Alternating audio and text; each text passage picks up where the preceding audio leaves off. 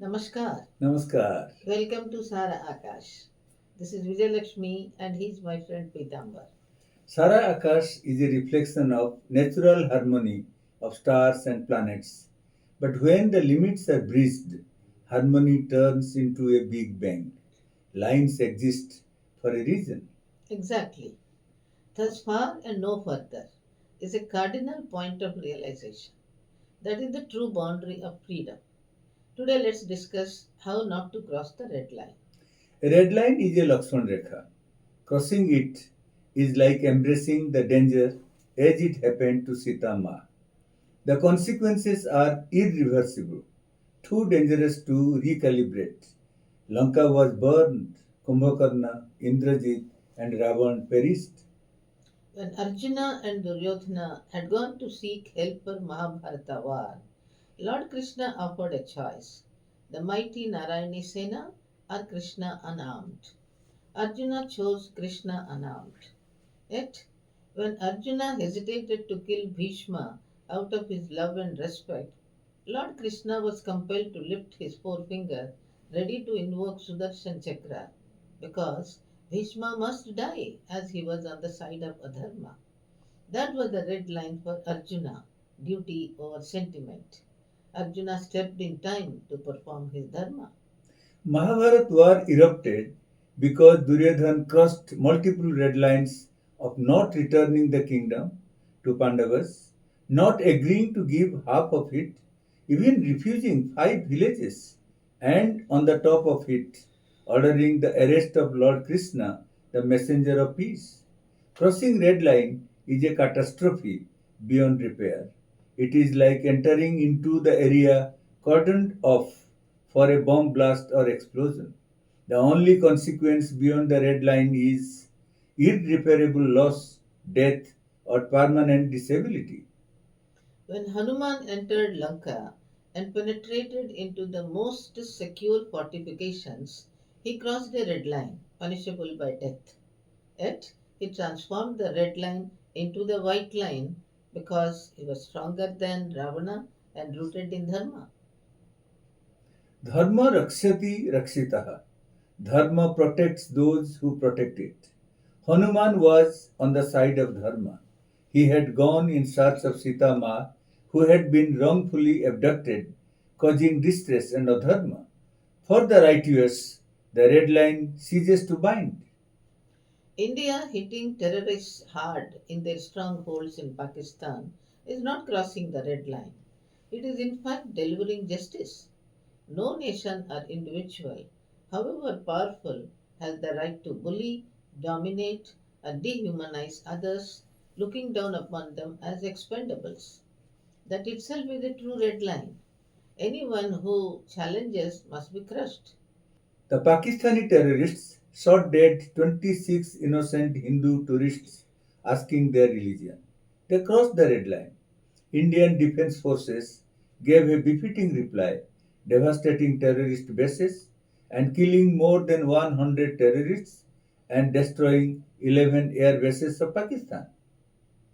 Hiranyakashipu crossed the red line by questioning the existence of Lord Vishnu and paid the price with his life to learn the profound lesson that God is omnipresent. It is therefore important to know where these red lines exist and that our culture forbids crossing them.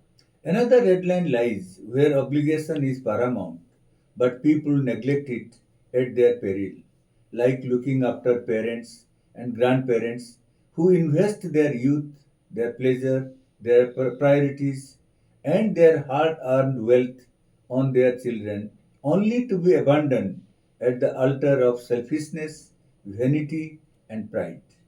What can be more distasteful than a son or daughter giving a snub of not recognizing or not visiting them for years or consigning them to old age homes? It's a pity all the troubles and sufferings of rearing failed to sweeten their helplessness. Bimbisara, the king of Magad, was imprisoned by his son Ajatashatru, who suspected his father of trying to kill him at birth and forbade food and water. But when he was blessed with a son, He celebrated the occasion with great excitement. He realized his folly, that his suspicion against his father was erroneous. He ran down the steps and halls to the prison to ask for forgiveness, but Bimbisara had died hungry and thirsty. He had his son's name on his lips till his last breath. What a tragedy! A similar fate awaited King Lear, who divided his kingdom between his two daughters, but he was driven away by his daughters from his own palace. In the modern times, the sons and daughters drive away their parents from property in the cities or even killing parents for property. These are the grave red lines no one should cross.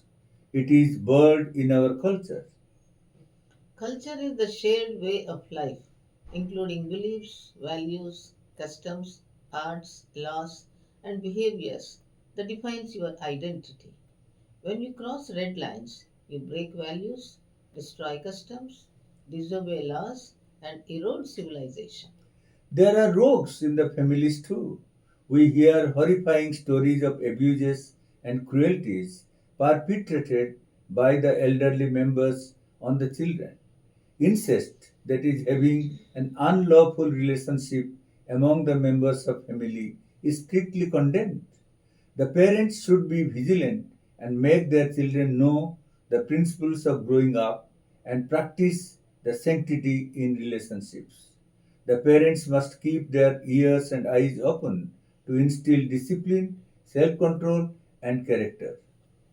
Even marriage among relatives is barred for better health for future generations. Respect for culture is the first step towards civilization. All educational institutions must draw uncompromising red lines against all kinds of overtures. The principals and teachers and other employees must be men and women of character and integrity. Anyone daring to cross the red line must be summarily dismissed and punished in accordance with the law. In the office, exploitation for love, money, position, and power is a red line. Again, when an employee is pushed to the wall, he crosses the red line out of sheer desperation. Remember, beyond fair play, there is always a red line.